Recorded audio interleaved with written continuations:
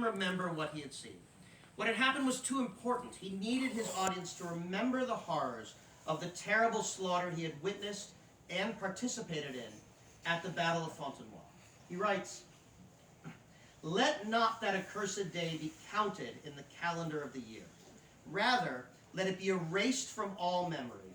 May the sun's rays never fall there. May no dawn ever come to end its endless twilight." So rather let it be erased from all memory. I'm sorry, Engelbert, that is not what happens. That's how we begin our book. We come back to this poem again and again and again, because it's really this poem that makes us think we have to tell this story. And secretly, he wanted us to tell that story. He was doing poet things. Later, after the battle, it was a good day to be a vulture. Bodies lay strewn across miles of countryside, stripped of anything of value, no metal armor to interfere with the rending of flesh from bone. The victors had chased the enemy across field and stream, through woods and up and down ridges, and struck their enemies down as they ran. Now they had to reckon with the carnage, the screaming of birds, the howling of wolves, the groans of the dying, and were made to watch as hordes of flies began to descend on the carcasses. That was fun to write, I gotta tell you. Was Engelbert from the losing side looking back on the field as he wrote, "Oh, what grief and wailing! The dead lie there naked, while vultures, crows, and wolves savagely devour their flesh.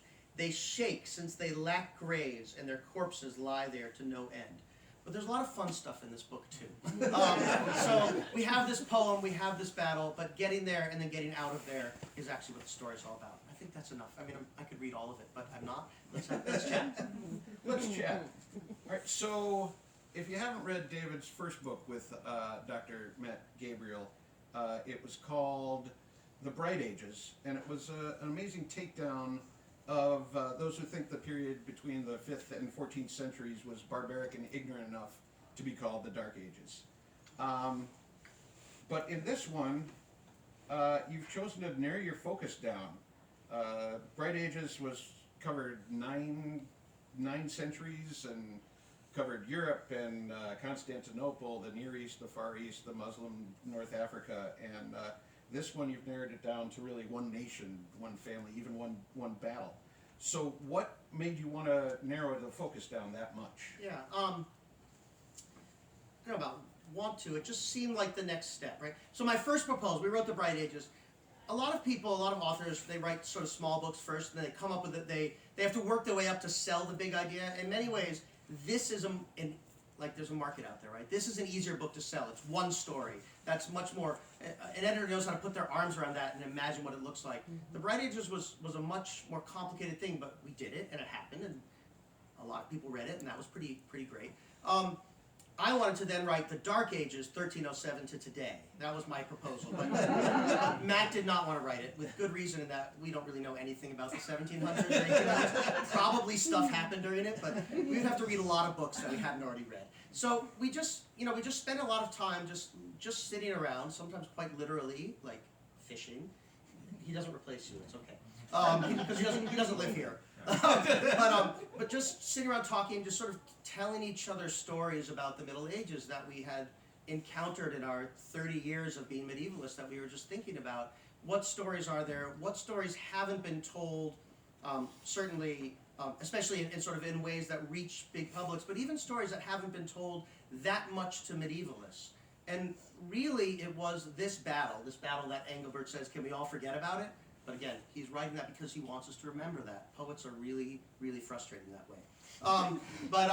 You could just say it, but no. This battle is so important, and we just wanted to, this was the story we wanted to tell. But we wanted to tell it, everything that Matt and I write are going to be kind of Bright Ages stories, by which I mean, they're going to be, our argument is that the Middle Ages are human, that they contain all the things humans do. Many of them are not nice, but they are no less human than our ages now. That they're knowable. We don't use brightness as nice. We use brightness as visible, as so we can see it. There are sources, you can read them, and you have to sometimes read them thoughtfully, but that it's knowable. That it's connected, that anywhere you go in the Middle Ages at any time, it is part of a bigger world. And sure, sometimes places are more links to one area or another. Sometimes people are traveling, sometimes things are traveling. There was just a story about, I think, Persian ring found in in Sutton Hoo or something like that. I have it on my to be read tabs. I have a lot of open tabs, but I promise I'll get to it. But all right, things moved, people moved, ideas moved. Wherever we go, whatever story we're telling, we want to put it in this complicated human world, and so that's the one we went with. Is this one? And it was the Carolingians who were in this book, and would they be one of the kind of first post-Roman European empires to really have a lot of good sources? If Rome collapsed, I mean, in the we're not accepting the accepting fall of the Rome blow. as something that happened in this Rome at Right. this time. Maybe in that room you can find some books. But I mean, there Yeah. are a wealth of sources for this battle. I was shocked by it. I actually would say no, they're not the first. That essentially every society continues to produce sources of various kinds, sometimes written, sometimes not. But there's continual sources.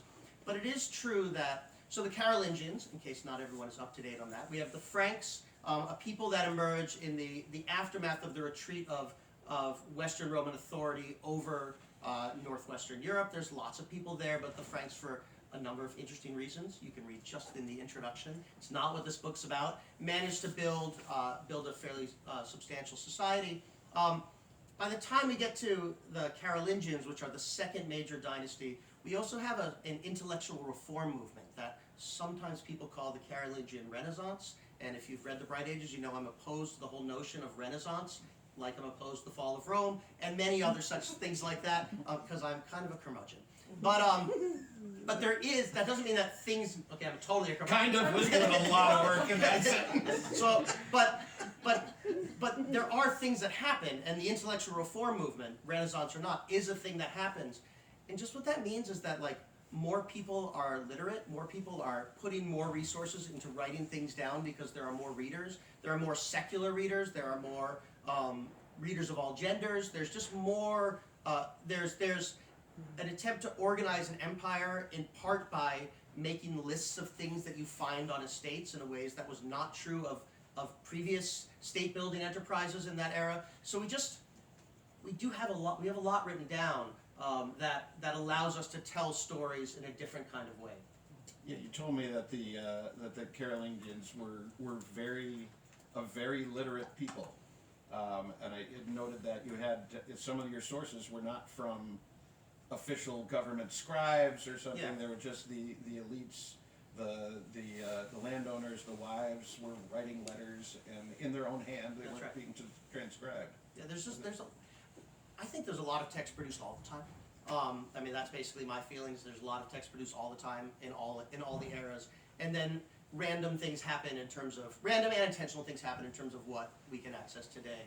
But yeah, I mean, there are the things that are fairly constant, which are high church officials writing things of various sorts, both histories, but also lots of biblical commentary.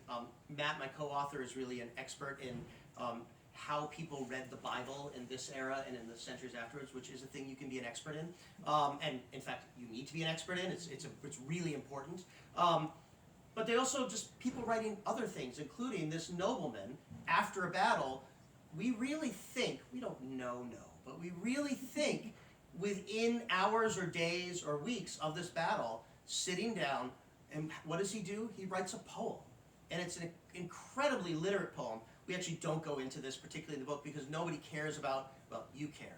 In general, our editor was concerned that people did not care about references to the Aeneid and to various biblical commentary in this poem by Engelbert. But it's there. He was not a cleric. He was not connected to the church in any way that we're aware of. He was a secular nobleman, and he clearly was as well educated as anyone in the 840s, which was pretty darn well educated, had read things, and could take what he was witnessing in his life and compare them to not just recent history and not just Christian scripture, but the whole corpus of knowledge as he understood it that was available to people in that part of the world at that time, which is kind of neat.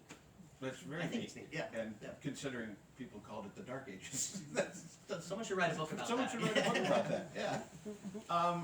So, Oathbreakers is really about kind of the dissolution of the Carolingians, starting with the Charlemagne, and then his son Louis the Pious, Yep. whose brothers mysteriously died, and then culminating in the fight between the grandchildren, Yeah. culminating in the Battle of Fontenoy.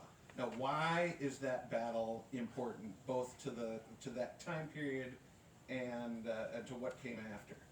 So we have Charlemagne, right?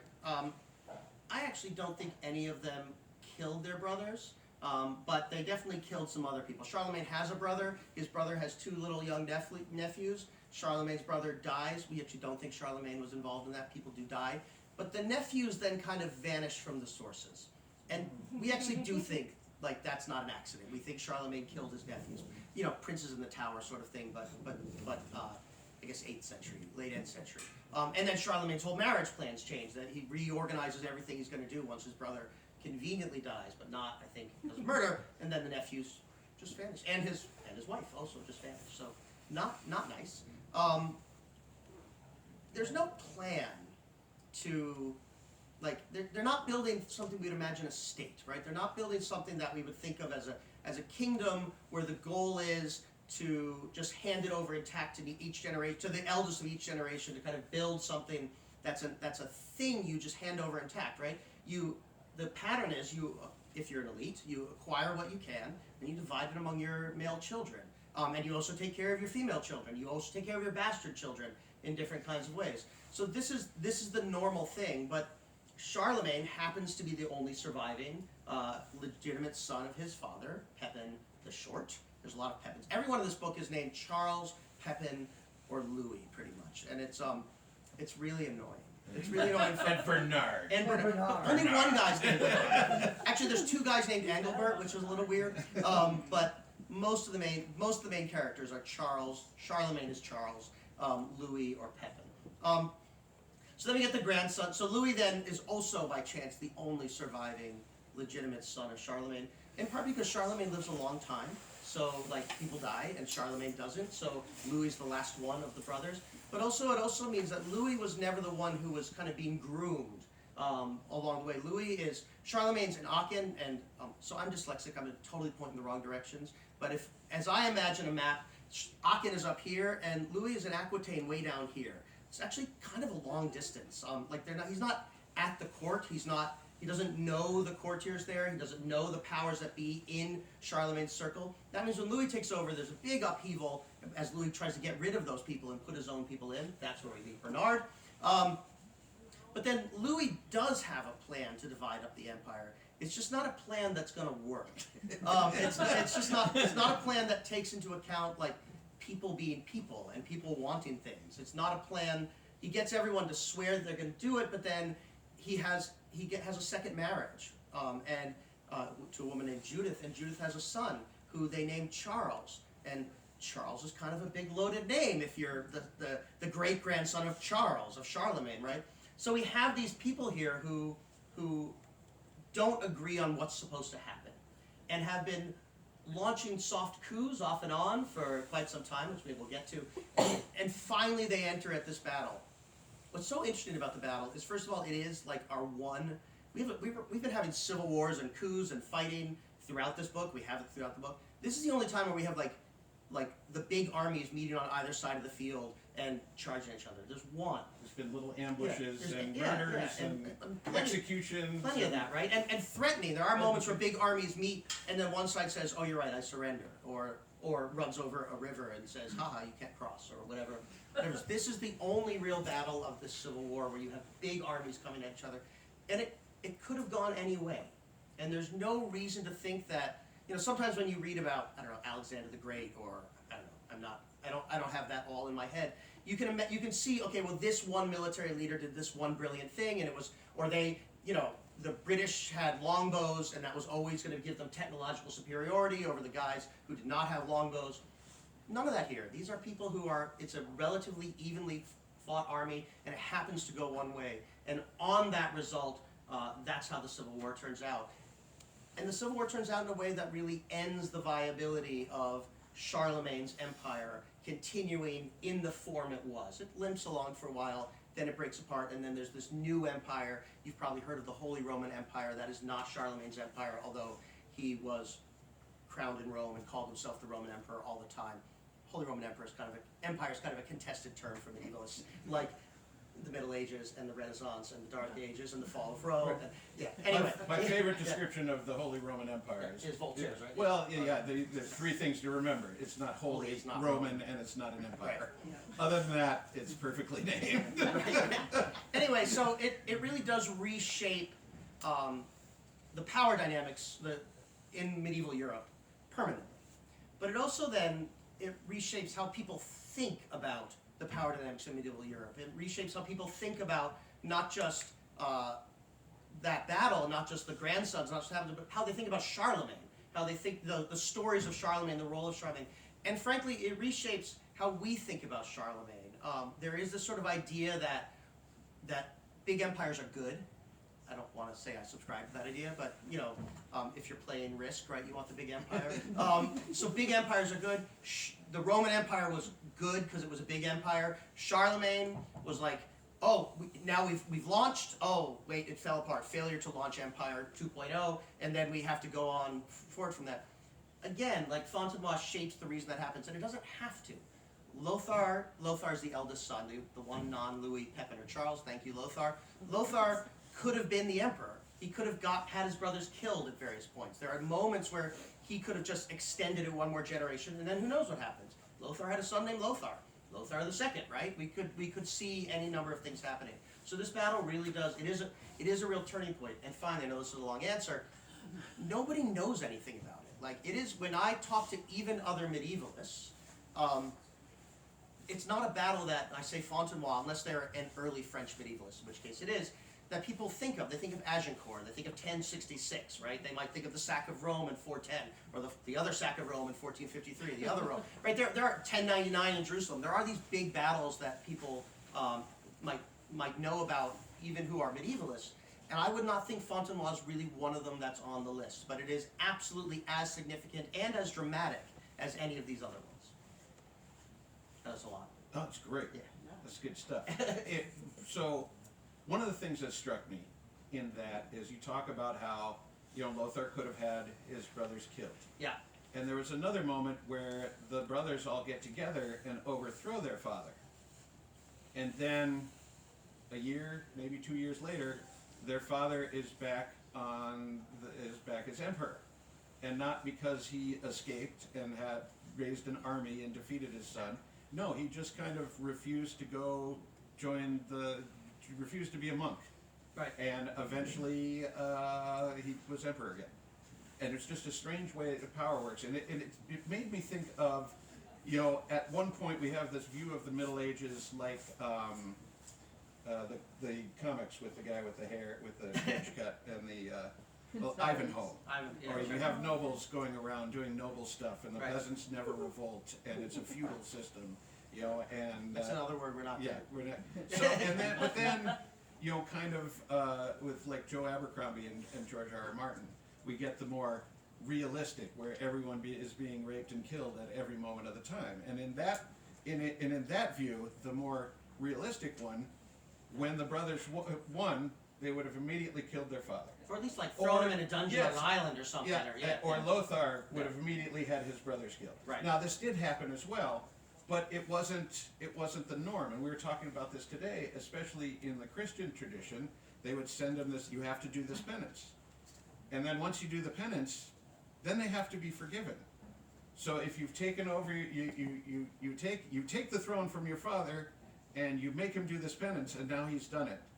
Well, now what? Now you've forgiven him. So he no longer has done this horrible thing, so why isn't he emperor again? And he starts just gathering people to him. We're like, yes, he should be. He said sorry. This is the thing about these stories, right? There's a constant instability, right? There's lots of instability, there's lots of pressure, and there are reasons that it happens, and then there's also excuses. So there's a lot of language around Louis and his second wife, Judith, who is a major figure in this book, Judith.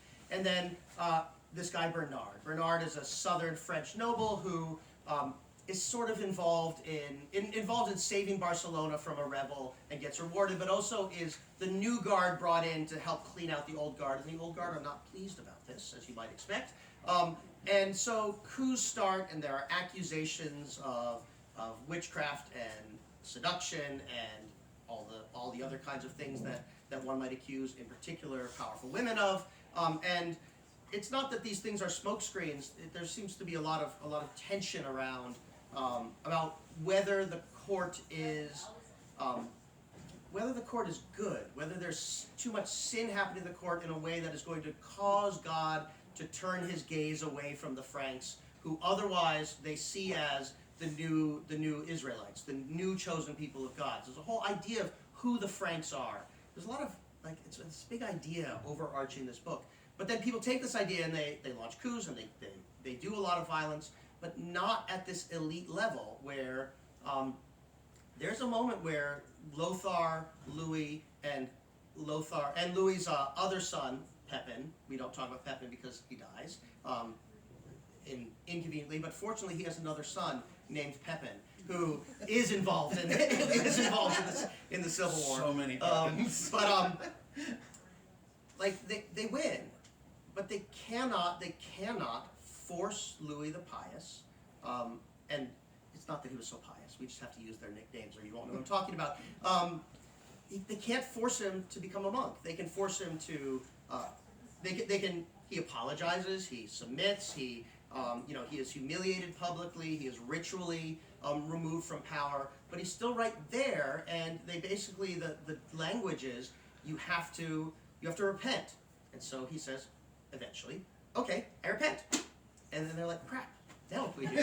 And what they do is they put him back on the throne, and then he's back being emperor. And so there's a lot of coups, and we were thinking a lot about coups and coup attempts and failed coup attempts and what happens afterwards when writing this book for no particular reason over the last couple of years. But there are a lot of coups, but they don't go the way you expect. They don't turn out the way you expect. That there are these moments where, and I like this about the Middle Ages, right? I say they're human.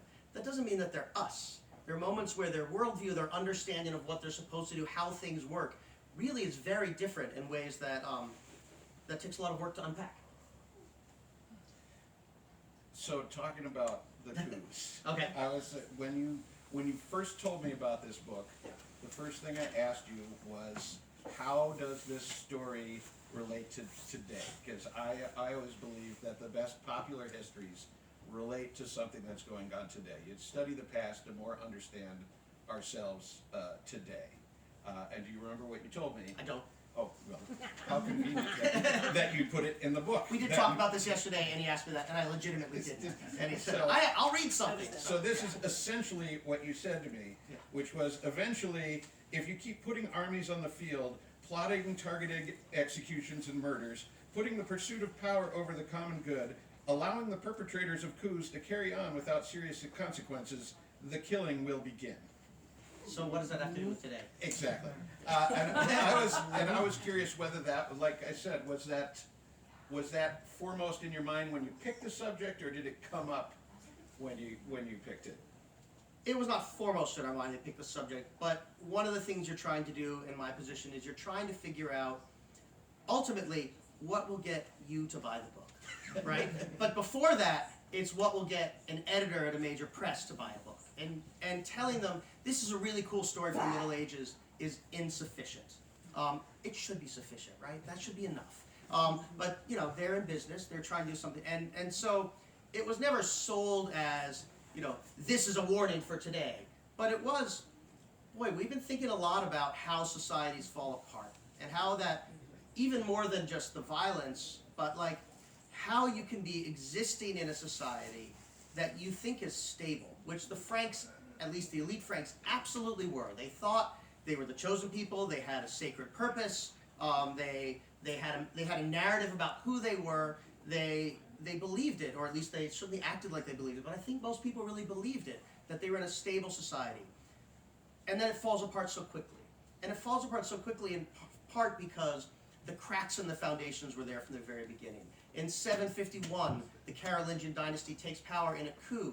And we remember that coup, by we I mean even like when I was taught this in class, as a bloodless coup. And you know why we think it's bloodless? Because there's something called the Royal Frankish Annals, and the job of the Royal Frankish Annals is one job, and that's to write down what happens every year. And it does that very well, except for some reason the 2 years when the coup happened, in which there are no entries. So we remember it as bloodless because the document says nothing.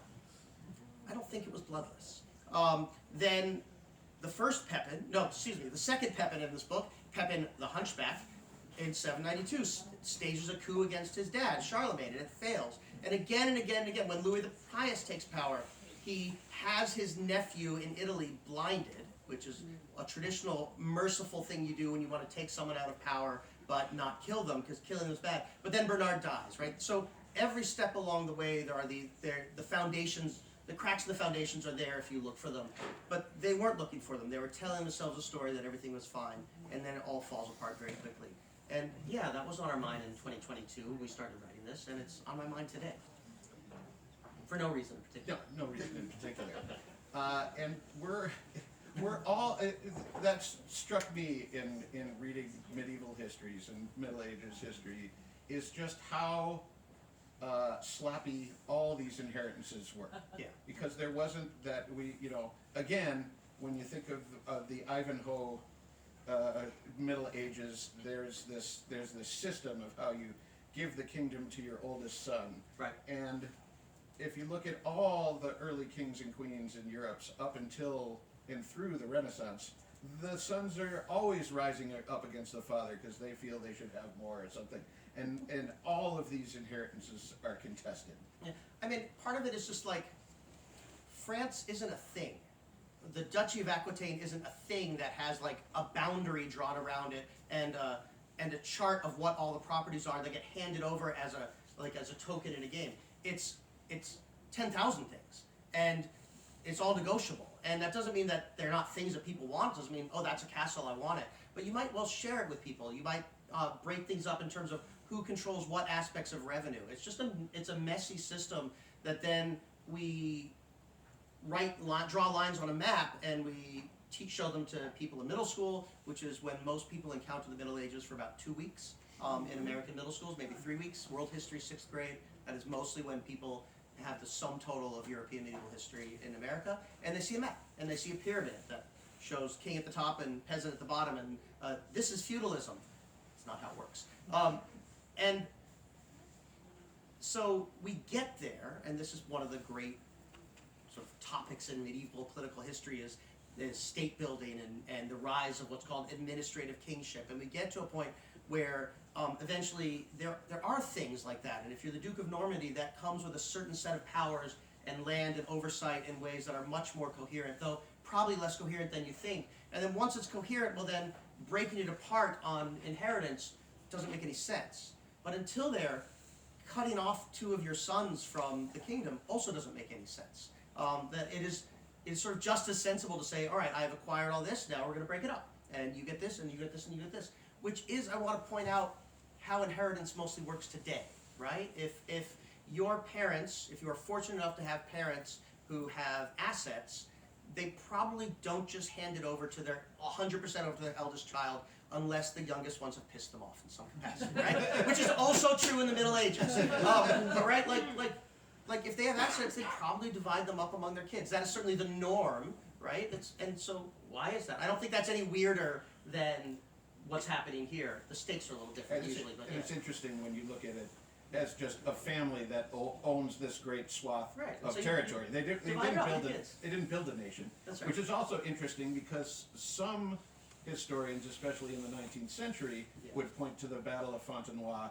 as when France and Germany were born. So why do they think that, and why are they wrong? Because, and I think after that we'll take questions from the audience. We talk about this in the epilogue. That's how we end the book. We end the book in the 19th century. If you know me, the 19th century is the century I like the least. Petrarch is the person I like the least, but the 19th century, generally, when you look at things today that seem kind of messed up, particularly like how we think about the past, you can blame the 19th century or Petrarch. Egyptology. Yeah, absolutely. The racist ideas about the history of Egypt, blame the 19th century. Imperialism, blame the 19th century. Like the 19th century has a lot to answer for. I'm not saying we did so well in the 20th century, and the 21st century, I think we can do even worse. It's off to a really weird start, not gonna lie. It's not great. There is actually I won't read it, but apparently we wrote too eloquently and long for me to have a pithy thing to read.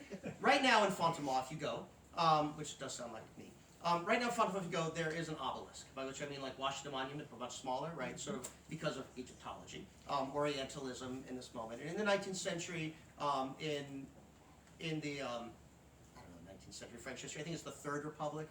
Some Louis Napoleon, again Louis, right? It's not an accident that they're using Louis there. Some Louis Napoleon. Napoleon the Third. Okay, sure. I believe you. Thanks for reading. I read it. It's right there in the text. Yeah, I get it. I should have read the text. I read the text, man. You know, France is doing 19th century nation building thing, and they put up this obelisk in Fontenoy and says, here is where France was created, right here. And similarly, the people writing big German histories are saying, in this battle is where Germany and France were created and divided. And that's just not true. There are things that come afterwards.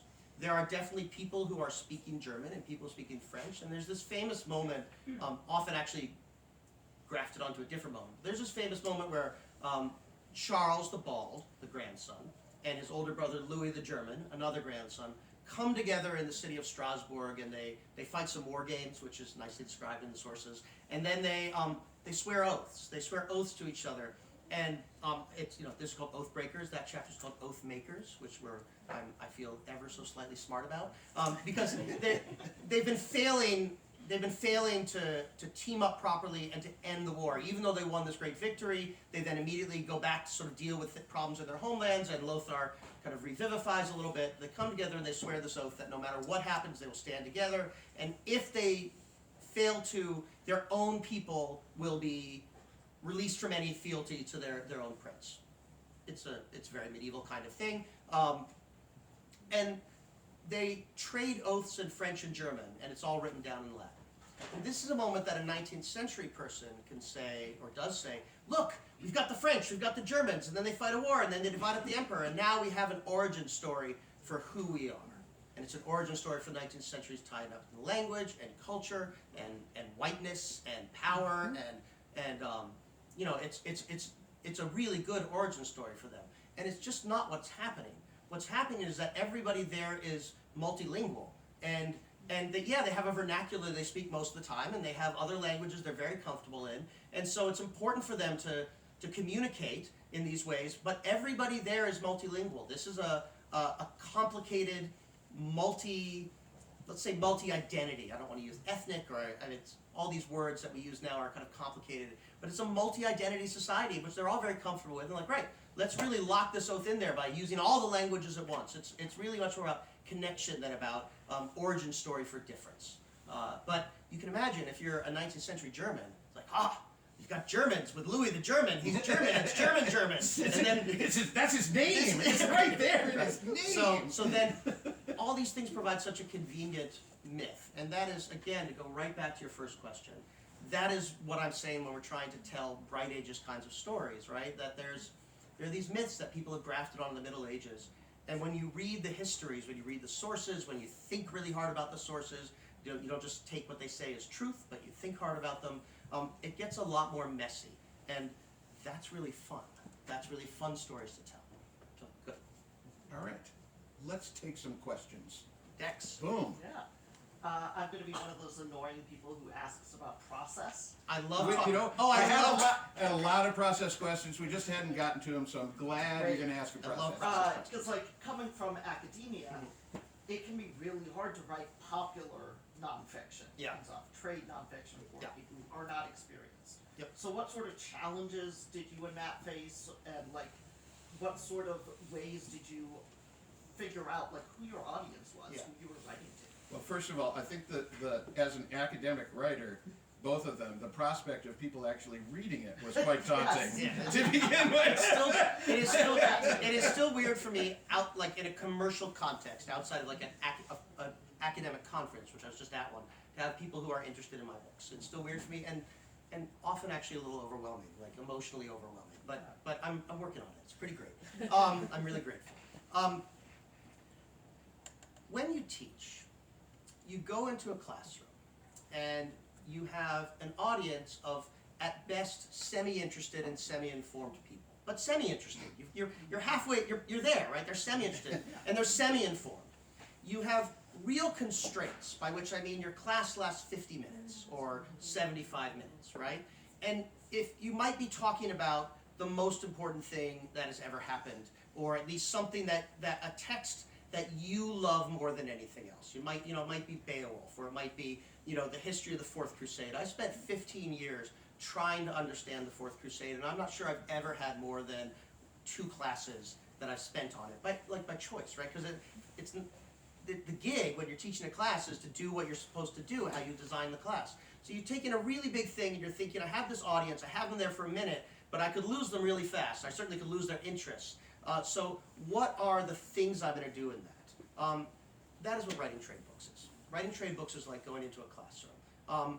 In the Bright Ages, literally our very first chapter outline table of contents comes from how do we teach a medieval survey? And we sat down and talked about, like, if we have 15 weeks, what do we cover? That ended up with about 23 topics, and I think maybe there are 18 chapters now, and some new ones came in and things, but that was how we thought about it.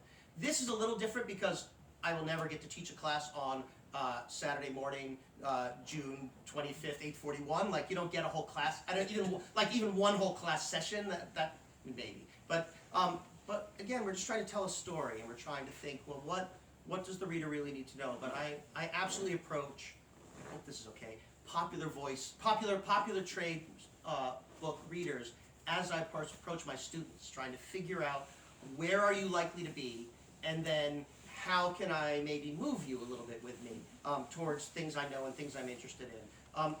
That's tricky because then, like, my colleagues read it, the ones who actually, like, their Old High German is much better than mine. I have no Old High German, and like they read it, and I feel really awkward about it, right? Yeah. Or I'll say something like, oh yeah, there's that thing people know about Fontenoy isn't true. And like, well, we all know that, David. Like, oh, I know that the 6 people in this room know that. So it's often actually kind of stressful, but it's never stressful. I just think, well, how would I teach this? And then I start to write. You also gathered some beta readers who are popular history readers as opposed to academics. Yeah. Now, having readers, I gotta say, when I want to make sure I'm getting things right, I hire academics. Usually, grad students are very happy to be hired to read something, and we're very happy to pay them, and it's a good relationship. And often they are closer to the sources. If they're, people who are writing a dissertation on 9th century France are closer to the sources than I am, and because they are grad students and they are doing the thing that grad students do, and so you can hire them. Actually, we did early on in this, but like, if you want to change genres, you have to find people who know those genres, and you have to listen to them when they say, hey, this isn't working. You also have to have an editor. Like, my editor is a serious nonfiction trade editor. She has never published a medieval book before the Bright Ages. This is her 2nd one. I know she signed a 3rd one. It's not with us. I'm really excited about, like, sneaking medieval history into that trade wing of HarperCollins. I actually feel like that's a pretty good day's work.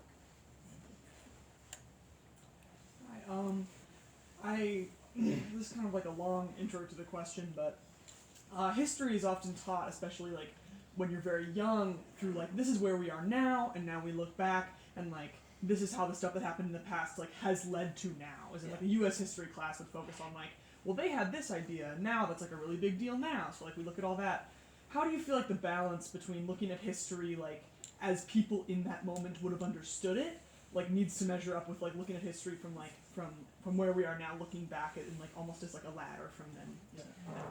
I think it's very dangerous to write history backwards. And one of the funny things that the Franks, when they wrote their own history, always wrote it backwards. They're like, okay, I know where we are now, let's go back and tell us how we got there. That's what they did. They often write things that aren't true because they need it to be a just so story. They need to do that. I think it can be, I think we do want to look at causality, we do want to look at connections to the past, but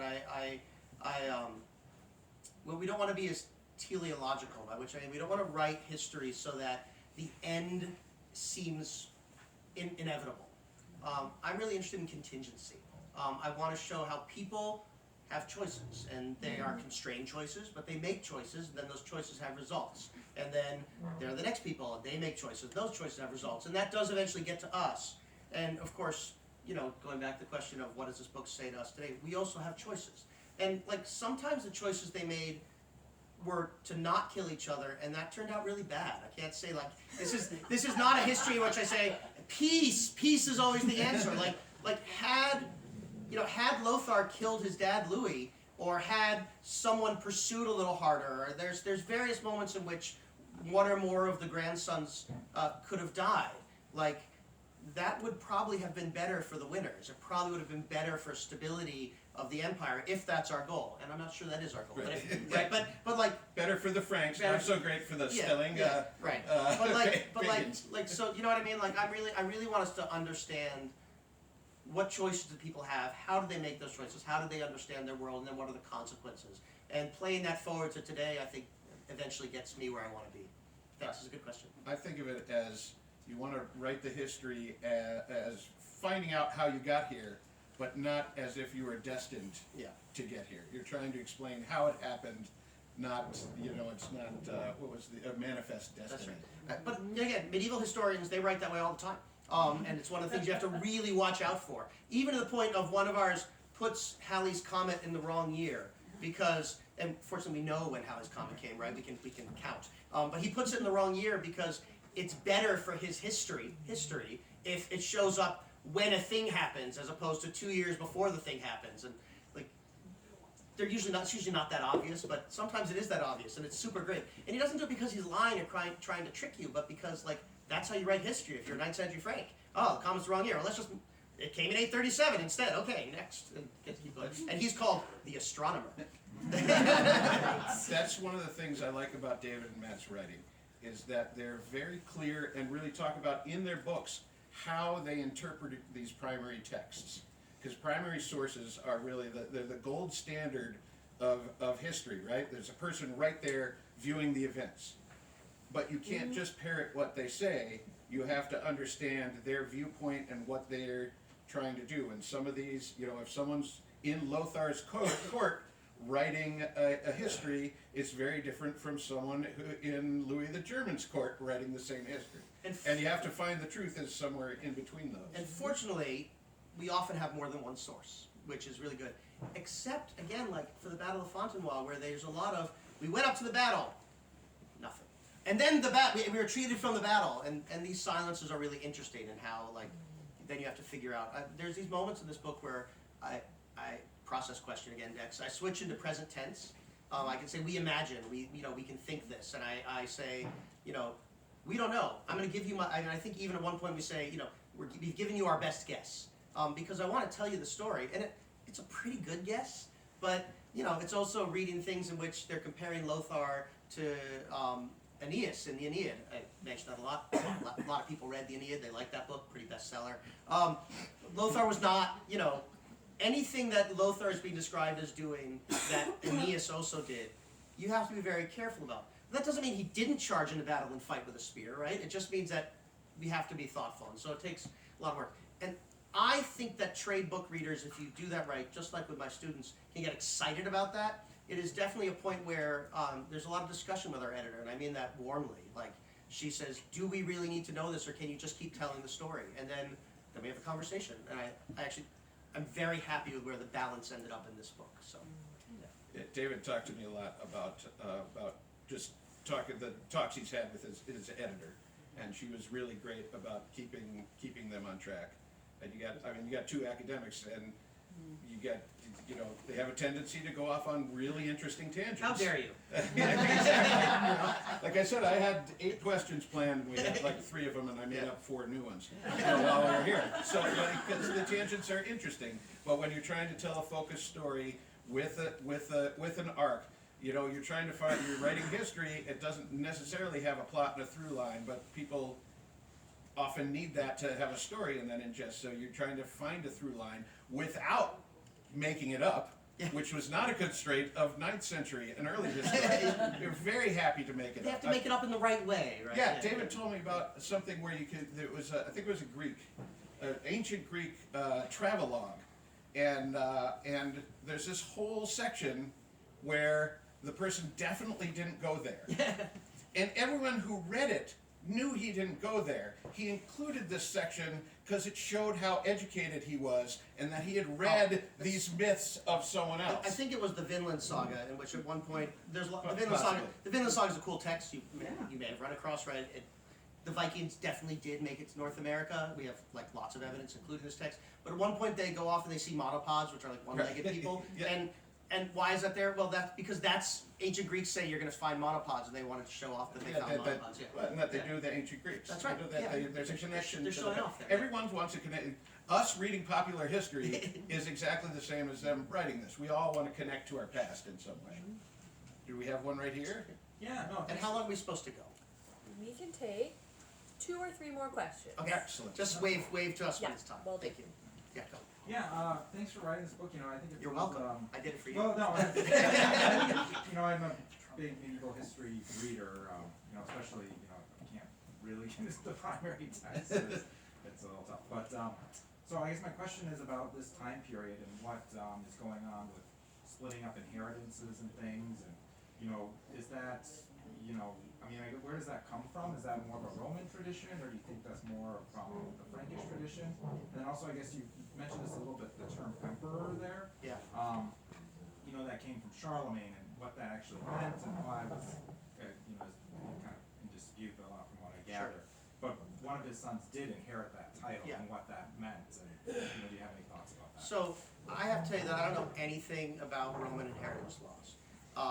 I feel like I should have. That'd be an interesting thing to know. I feel like that's a knowable thing, right? Like if we went to the library, we could all go over to the U right now and have a card to let us in.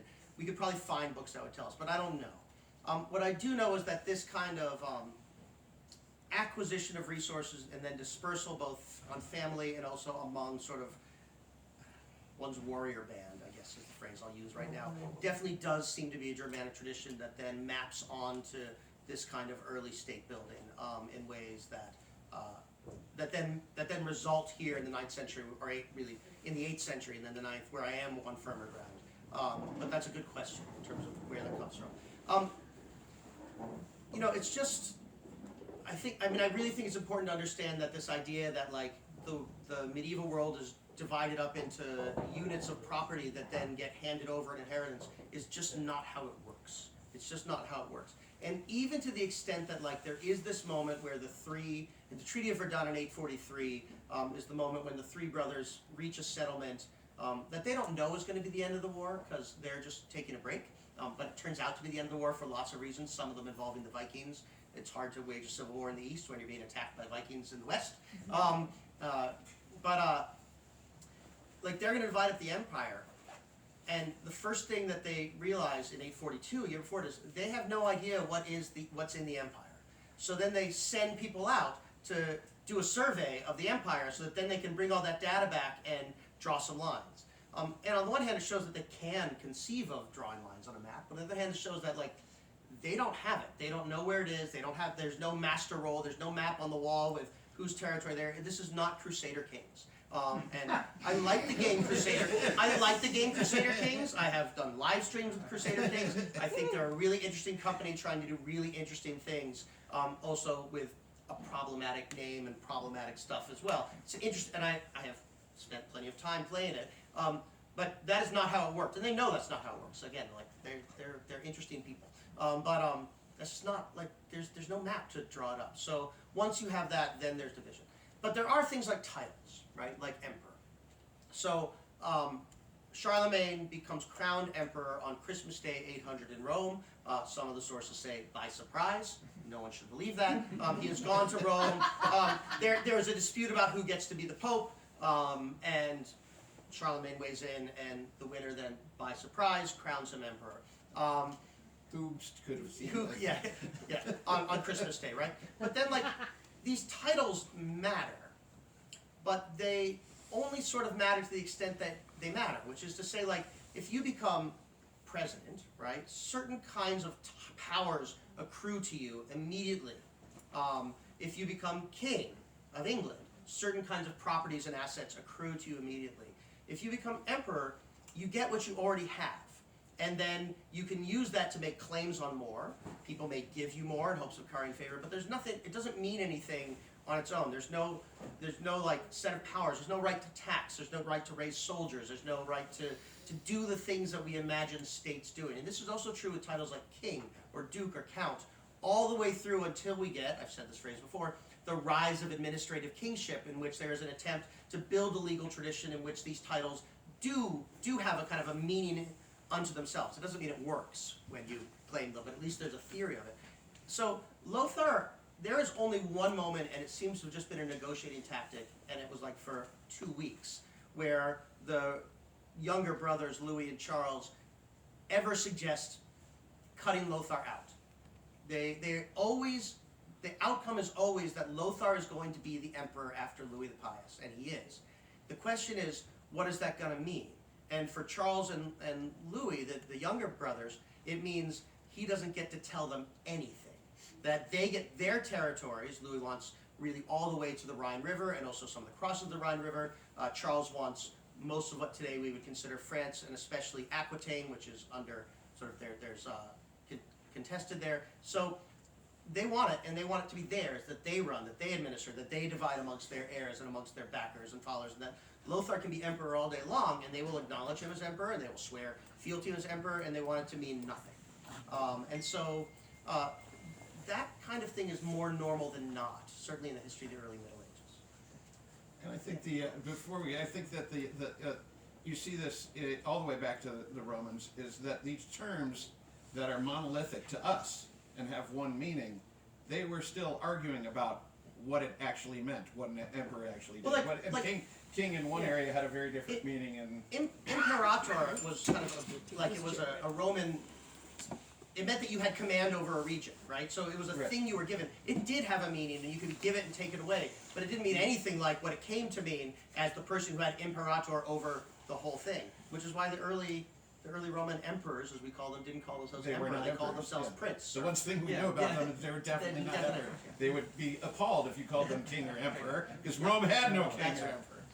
So, when you speak of your primary sources in the story that you want to tell here, it's really sounding to me like the main story that we're getting is the story and the language and the tone of the ruling classes, the educated elite. Yeah.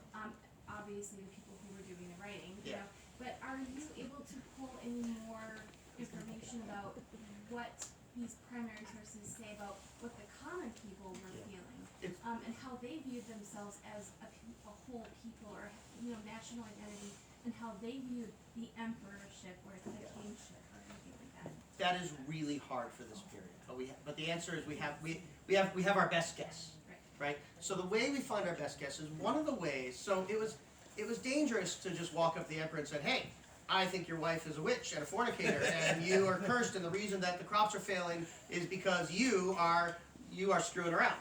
That's not a good thing. So instead, they write sermons, they make art, they illuminate manuscripts, they do biblical commentary. They put images of Old Testament kings who God was mad at, and they draw him to look a little bit like Louis, or could be like Louis. They do these things, and these we have, and we see how they deploy them at elite circles, but we can also have a sense that in these moments, that's something that can travel through the community. So that there are miracle stories. There's a great, I think my favorite first line of any chapter in this, which I did not draft, Matt wrote, is the demon's name was Wiggo, which is just it's a great passage. Yeah, I really like it. I feel very comfortable praising Matt's writing. But this is a story. It's about like a demon has possessed a girl, and the saints' relics. This is a story about why these saints' relics are awesome. They show the girl who's just babbling in Latin, which is not a language she knows, the relics, and then she says, "Well, my name is Wiggle. I'm Satan's doorkeeper. I'm here to do all these things, and I'm here because the king is a sinner, and that has opened the gates, literally opened the hell mouth," right? Like, so on the one hand, that is a dangerous thing to write, but it's not as dangerous as just saying to the king, because it's a miracle story, right? And then the saint's relics are powerful, and the demon goes back to hell. That is the kind of story that exists in the great unknown oral traditions that must have formed 99.9% of the communications that are going on at this time, for which relatively little survives. So we turn to sermons, because sermons are being delivered. We turn to art, because art can be seen, especially if it's art that's on the outside of buildings or the inside of big churches, and then we can start to think about it. But it is 100% speculative, and it's too bad. There's a moment in which a battle that doesn't happen, but a mass mobilization in which vast numbers of soldiers are moving across the empire, and like the sources all say they got really mad and they raised their armies. So anyway, the armies are at this field, and there's just this big, like, this is a huge thing, right? Every person in the empire just about is seeing soldiers march by, is having men called up into the levies and marched away. They don't come back. It's not, or relatively all, right? I mean, people get sick, right? But like it's a big event, and you would think there must have been lots and lots and lots of reaction, and it just isn't there. So we just have to say, sometimes you just have to say, it just isn't there. We can imagine, we can guess, but it just isn't there. As opposed to some of the other silences in the book, in the sources, which I think is fascinating. If they talk about a guy who died and they talk about him later and what he did, then he probably wasn't murdered. But if he just kind of fades out of the record and is never spoken of again, that one was probably murdered. And not comfortably so. I mean, sometimes you just execute a bad guy. But then there's Pepin the Hunchback, who does vanish from the records, but is in a 1970s psychedelic musical. So, which is a great show. Yeah, if you've seen Pippin, it's all about Oathbreakers. We're actually doing a musical podcast next week, a podcast on musicals next week. I'm so excited. I bet it'll be different questions. You have a question back there? Yes, thank you. Coming from the social sciences, one of my professors used to harp on the concept of legitimacy, that any sort of government or state without legitimacy is doomed to fail. I was wondering if you could comment on how these medieval polities held together in comparison to other periods. I mean, I don't know about in comparison to other periods is a trickier part. They have lots of ways of developing legitimacy. One of them is trying to say we get to do violence and other people don't. That's a pretty normal one across lots of history, right? But that is one of them. They are certainly passing laws. They are trying to then also enforce sort of legal norms across big distances, and that's one of the things that Charlemagne really is very good at. Is he has these people, the missi dominici, the people sent out from the Lord. Missi is the same word as like missive, right? So it's the people sent out by the Lord, and he's got kind of a traveling administrative corps to send around so that people sort of see the government in action in a way. Also, that he can know what's where and how to tax them and how to draw sources from them. Then there's a lot of Christianity, right? This is part of the reason we need to take religion seriously as a historical topic, but as a complicated one, and see how they built this framework for themselves. Again, it's this idea of the Franks as a chosen people, they are constantly comparing themselves to the kings of the Old Testament, down to Pepin when he overthrows the previous dynasty and becomes king in this invisible coup. Gets himself anointed with oil.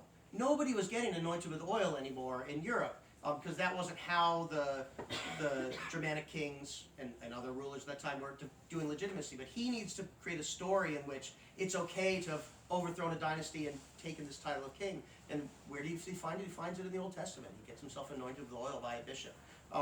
There are lots and lots of examples like this. And clearly, having the Pope name you emperor. Having the Pope name you emperor is super helpful. And like the Pope at this time is not the Pope, as we think of it. There is no the Church, but there are powerful religious figures who can do very big symbolic things.